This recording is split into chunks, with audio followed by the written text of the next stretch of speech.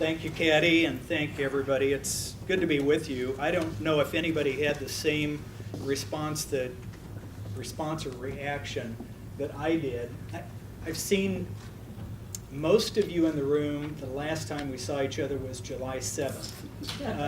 That was a significant day in my life, ending a long period of the 2017 legislative session. So when I saw most of you coming into the room, we had worked together a lot over the last 6 months, and I had a little jerk. I don't know if anybody picked up on that or not. I don't mean to offend anybody, Jim, or AP or any. No, we did some great work. Jeff talked about the Coastal Caucus, and I'm the only legislator up here that doesn't represent any of the coast, and I'm not a member of the Coastal Caucus. But he did talk about they leave their political affiliation at the door. And I've always tried to do the same thing at the legislature. And I explain it like this. Betsy and I had lunch one day with a couple of legislators from Washington. And I told the story about a constituent that said, I always see your name in the paper for something or another, and there's always an R behind your name. And I have no idea, what does that R stand for? And I said, reasonable. And D would be difficult. I'm sorry. Senator Cruz said that, not me. So there are a number of people in the room doing some really good things for rural Oregon. And I appreciate it. I represent Wasco, Jefferson, all of northern Deschutes County, and Wheeler County. And so it's, when you start getting out into frontier Oregon. Used to represent Sherman County, Mike MacArthur, and that got taken away from me in 2011. Bummer of a deal, but that's every 10 years we do redistricting. Some of the good work that has been done, and I really want to thank Duncan and Jeremy for the Oregon Business Plan and the emphasis the last a lot of years on rural Oregon and making sure that rural Oregon is a part of the Oregon Business Plan. I really appreciate that. And a couple of years ago at the Leadership Summit, a number of you were probably there and heard Representative Mike McLean ask the question about, do you believe there's a crisis in rural Oregon? And he went on to say that he felt there was, and that we needed to recognize that there was a crisis before we could actually implement plans to do something about it. And I believe, like Mike, that there is a crisis in rural Oregon, economic. The economics of it impact families. It's, when you start looking at the lagging educational indicators, the lagging financial indicators, poverty and food insecurity, and on and on and on. The list of things that we're famous for in rural Oregon that nobody wants to be famous for.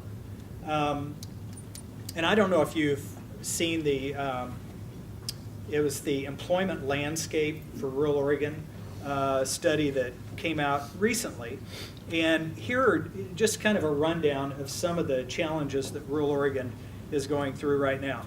After 7 years of uneven economic recovery, 17 out of Oregon's 23 rural counties remain below peak employment. Rural areas of Oregon have higher unemployment rates and less diverse economies than metro areas. This leaves them more vulnerable to economic shocks and recessions. The Great Recession was worse in many rural Oregon counties than the metro Oregon area. Nationally, the recession lasted from 2007 until June of 2009, but recovery continues today in many rural Oregon counties. The jobs that have returned to non-metro counties have been largely low wage, while jobs in high wage industries remain below pre-recession rural levels. And it goes on and on and on. I'm not going to hammer on all the details, and I don't mean to point that out to complain, but they're facts that we have to deal with in rural Oregon. And I've always been a believer. I don't know how many of you remember when Jim Ozamano ran the Office of Rural Policy for Governor Kulongoski. He always talked about interdependence.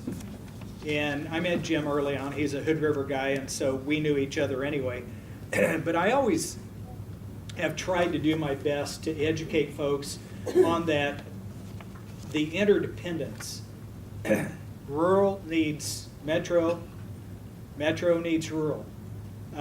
There's an interdependence there, and it's early in my legislative career, there was a unnamed legislator that walked up to me in between Ways and Means meetings, and she said, you know, John, my constituents in Portland are sick and tired of sending their taxes out to help your constituents have 24/7 police coverage.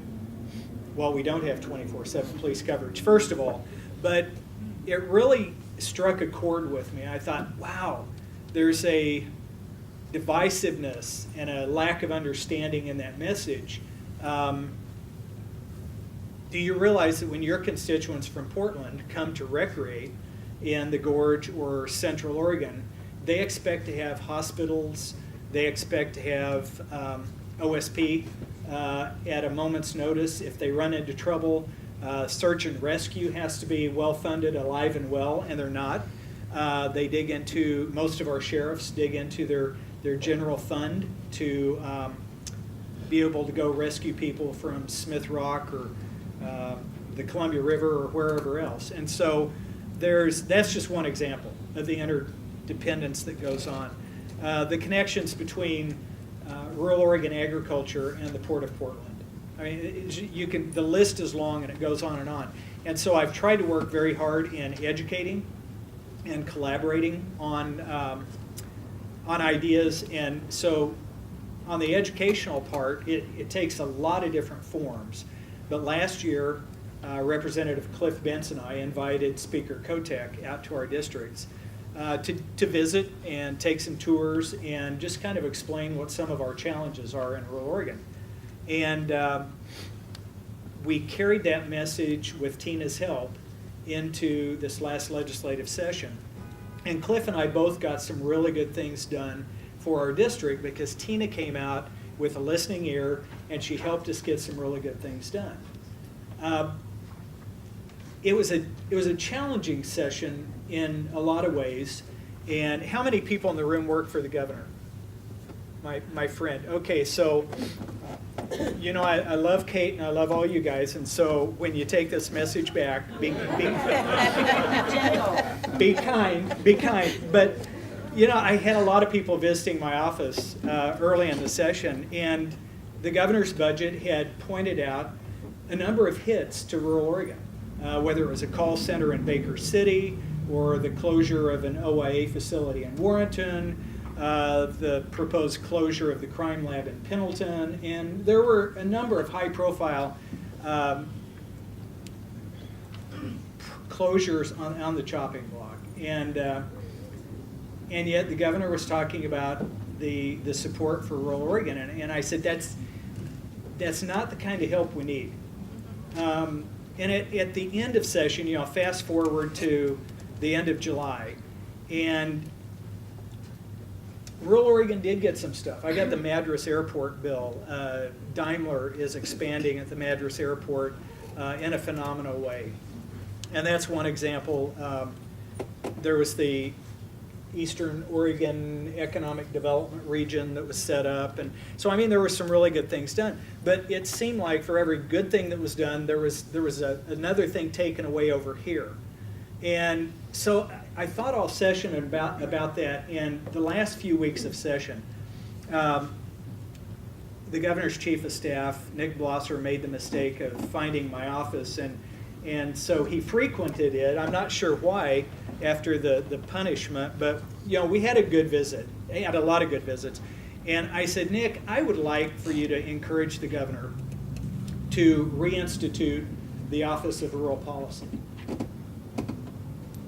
And he thought about it for a minute and he said, what, you know, we have regional solutions. And I said, absolutely. I'm very supportive of regional solutions and have encouraged many folks in my district to be participating members, whether it's the Central Oregon region or North Central that Mike MacArthur co-convenes for us.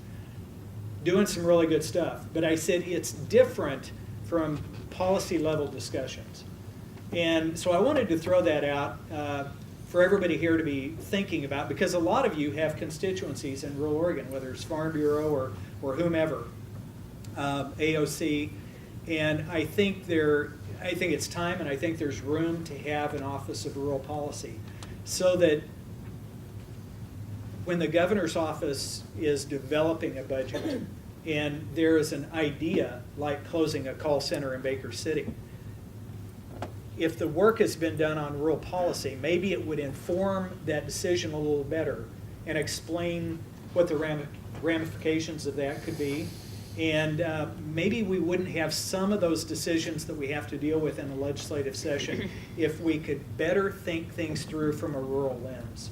And so anyway, thank you. Thank you, Representative.